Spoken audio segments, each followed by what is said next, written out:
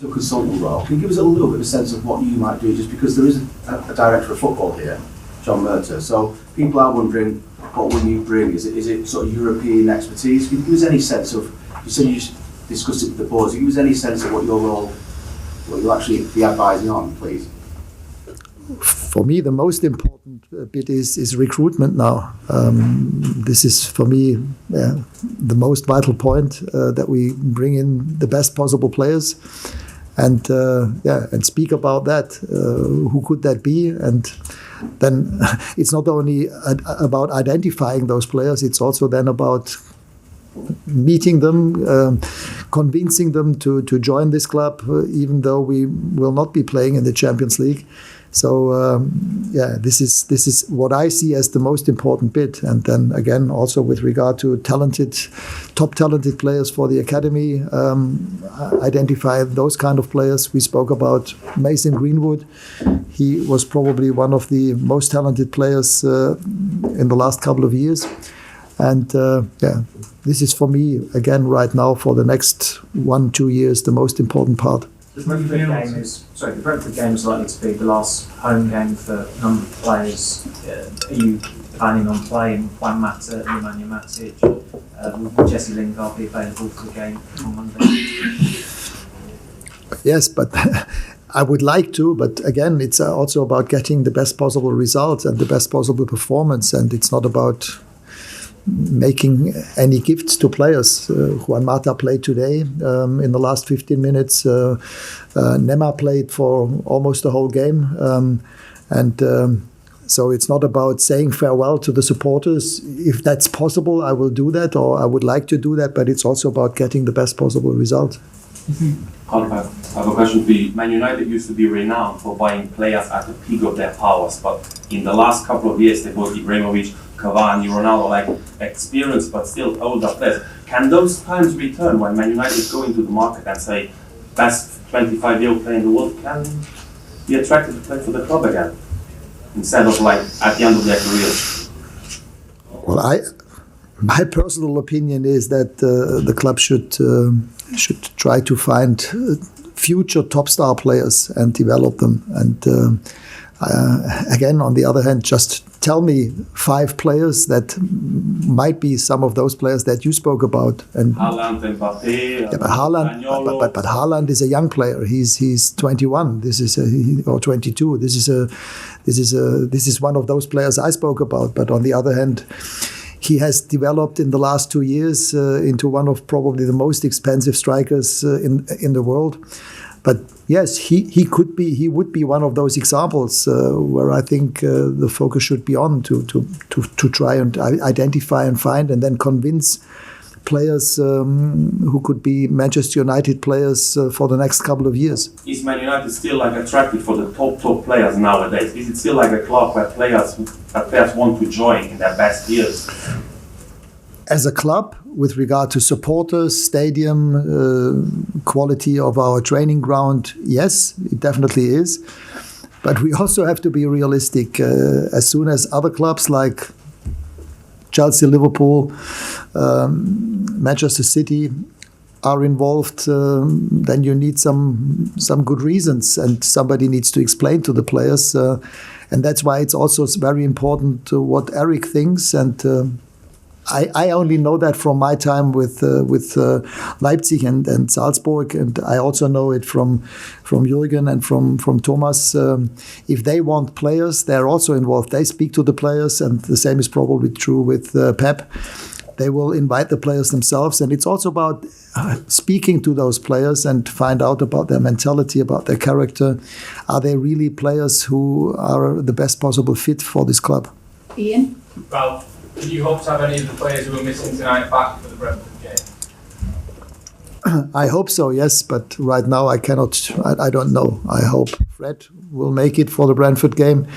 Tonight was too early for him. As it seems, Jadon might be out for the rest of the season with his tonsillitis, so he will most likely be not available against Brentford. And the others, Edison Cavani is supposed to come back to training tomorrow. But then again, the question is, he has been missing then for the last, 4 or 5 weeks, so quite a long time. Is he really a player who could then play against Brentford? Probably not to start with, but at least from the bench. But apart from that, we have to wait and see. Harry Maguire, Jesse was missing for personal or family reasons today. But I hope that some of those players will be back on Monday. Sorry, Ralf, did you say that Jaden won't play again this season, potentially? Well, since the last game is another 3 weeks to go against Crystal Palace, but for the next 2 games, I think it will be. It's unlikely.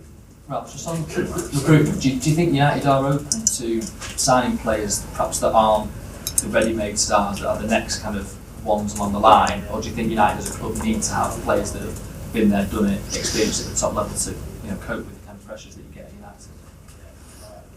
I mean, again, we just need to look into the other clubs, into the other top clubs in England and in some areas also in other countries in Europe. I mean, what kind of players do or did they sign in the past? And I think then you get the answer yourself. Can you understand, Ralf, how fans are worried though when they look at how bad the recruitment has been for a decade, and the same people are still there picking those and choosing those players, why they aren't particularly convinced that there'll be much change going forward? It's not up to me to speak about that right now, but it's obvious that the club and the team needs more players for the very reason that quite a few players have no contracts anymore, and that some other players are not available anymore. Some players might want to get more game time and are on loan already. So for me, it's obvious that the club needs, quite a few new players. And I already told you how I see that. For me, it's important that the club identifies, scouts, and then recruits those kind of players that can help Manchester United to develop into one of the top teams again. And therefore you need both mentality, quality, physicality, pace, skills. You need the full package. Okay, last question. United came second in 2018 and sacked Mourinho before the end of the year. They came second in 2021 and sacked Solskjaer before the end of the year. What goes wrong? Again, I didn't sack any of those coaches, and it's for me difficult to speak about that. But it's obvious, and I think this season showed that there are some problems that need to be solved and that need to be attacked and needs to be settled. And I think we spoke about that already. But I'm positive. I mean, again, I have to say, with Erik ten Hag, Manchester United will have one of the best coaches that are available, probably also one of the best coaches that we have in Europe. And then it's about, together with him, as I said, recruitment, together with the way that the team is being trained and coached, are the two most vital things. And if those two things come together, I'm very positive that the fans here at Old Trafford and yourself, that you can see a different kind of team with a better kind of football. Simon, last question. Right, can I just clear up the Sancho thing? I'm not an expert on tonsillitis, but it seems along. Is he having his tonsils out? What is the situation? Yeah, it could happen. So he's got definitely got an inflammation on his tonsils, and has also had some high temperature. So that's why he was not available tonight, and he will most certainly not be available for the next 2 games.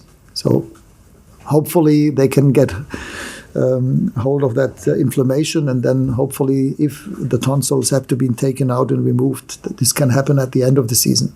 Okay, thank you guys. Thank you.